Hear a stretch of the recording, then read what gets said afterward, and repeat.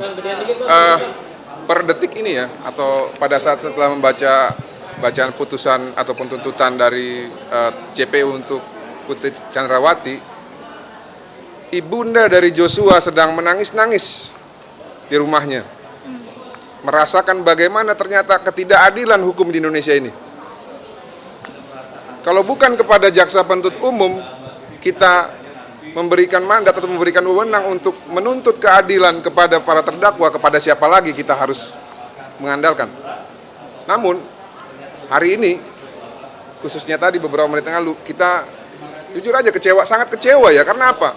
Pasal 340, mereka mendalilkan bahwa pasal 340 terbukti secara sah dan meyakinkan, namun tuntutannya tidak sesuai dengan pasal 340, 8 tahun.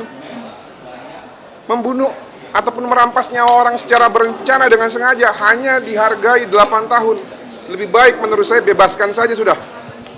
Tuntut bebas saja. Buat apa dituntut 8 tahun? Tuntut saja bebas. Biar sekalian ya, bahwa memang ternyata hukum kita itu tebang pilih gitu ya. Saya tidak tahu apa yang menjadi dasarnya sehingga mereka hanya menuntut 8 tahun. Jadi kalau kita mempertimbangkan rasa keadilan bagi korban yang sudah dihilangkan atau dirampas nyawanya secara berencana, keluarganya diintimidasi, dilakukan obstruction of justice, dituduh pemerkosa, dituduh pelaku kekerasan seksual, tapi hanya dihukum 8 tahun. Mohon maaf ya, saya pikir bukan cuma keluarga korban yang marah, masyarakat di sini juga pada marah. Ini tidak terhitung nih, DM Instagram ke saya, direct message Facebook ke saya, telepon ke saya yang mengatakan, abang harus bersuara bang. Ini tidak adil. Harusnya berapa Bang Martin? Ya, menurut Bang Martin. Itu kan ada pilihan di pasal 340, diancam dengan hukuman pidana paling lama 20 tahun, penjara seumur hidup, atau hukuman mati. Dalam hal ini, Putri Chandrawati sudah terbukti dalam fakta persidangan bahwa dia adalah salah satu aktor intelektual yang menghendaki dan mengingini hilangnya nyawa Joshua ataupun perampasan nyawa Joshua. Masa orang yang memiliki niat jahat membunuh secara berencana, yang mana membunuh itu adalah hak absolut milik Tuhan, hanya dihargai tuntutan 8 tahun. Nanti besok-besok orang akan membunuh orang secara berencana. Ada masalah dikit dibunuh. Mau begitu negara kita? Mau nggak? Kalau saya nggak mau, lebih baik saya tidak tinggal di negara ini kalau begitu cara mainnya gitu. Jadi killing field kita. Dikit-dikit bunuh, dikit-dikit bunuh. Tapi tadi ada 15 poin yang disebut tidak sesuai dengan fakta persidangan ataupun keterangan dari para saksi. Itu pendapat dari kuasa hukum terdakwa yang tadi disampaikan. Hanya asumtif begitu Bang Martin. Ya, mereka juga bekerja juga dengan cara halusinasi kok. Coba lihat bukti yang mereka sampaikan, 35 bukti, 15 bukti itu. 35. Ada nggak yang relevan? Nggak ada, itu semua jadi bahan tertawaan. Bahkan anak saya yang kecil 5 tahun pun tertawa melihat itu sehingga membuat gambar ya pistol ada kakinya. Jadi kita nggak usah bahas lah itulah. Memang sudah tugas mereka kok, mereka dibayar untuk meringankan kliennya ataupun membela kliennya. Saya tidak mau komentari itu, tapi fakta yang disajikan oleh JPU sudah sangat jelas. Putri ini aktor intelektual. Dia mengingini kematian Joshua. Dan kalau kita berbicara lebih ekstrim lagi, dia mendalilkan pemerkosaan. Sekarang JPU ya menyimpulkan bukan pemerkosaan, apa? Perselingkuhan. Coba kalau informasi palsu begitu disampaikan kepada suaminya, berarti siapa yang jahat? Siapa yang jahat? Saya mau tanya sama kalian. Merugikan terdakwa dan korban. Iya, yang jahat siapa? Kok ini cuma 8 tahun?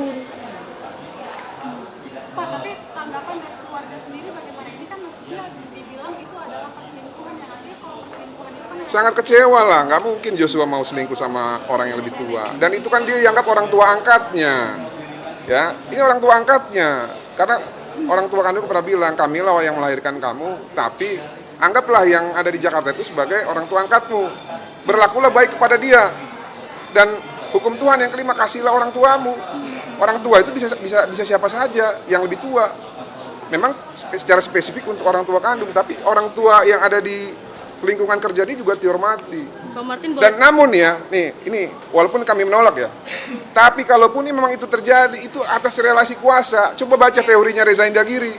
Bang Martin, terlepas dari motif perselingkuhan ataupun pelecehan seksual, peran krusial ya dari Putri Chandrawati yang tadi Abang lihat disampaikan dalam materi tuntutan jaksa penuntut umum apa Bang? Perannya yang pertama Paling krusial. ya, berdasarkan fakta persidangan, Putri itu ya memerintahkan untuk melucuti senjata Joshua, padahal yang membunuh Joshua itu kuat, ya, pakai pisau.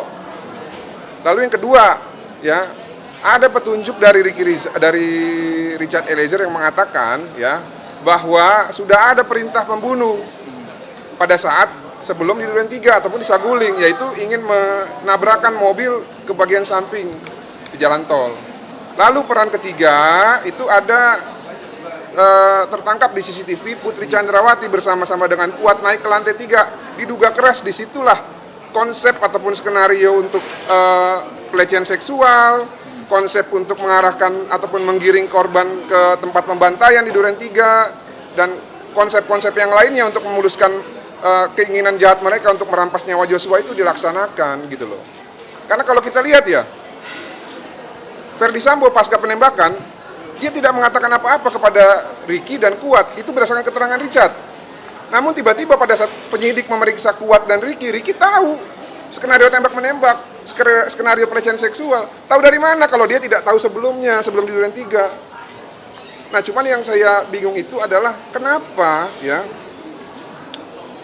ditambah lagi tadi satu lagi, si Putri ini juga sudah mempersiapkan caranya supaya penyidik itu yakin terjadi pelecehan. Dengan apa? Dengan mengganti baju pada saat penembakan tersebut. Dan pada saat penembakan, berdasarkan fakta persidangan juga, pada saat menjadi saksi, Putri mengatakan pada saat peristiwa penembakan dia hanya menutup telinga.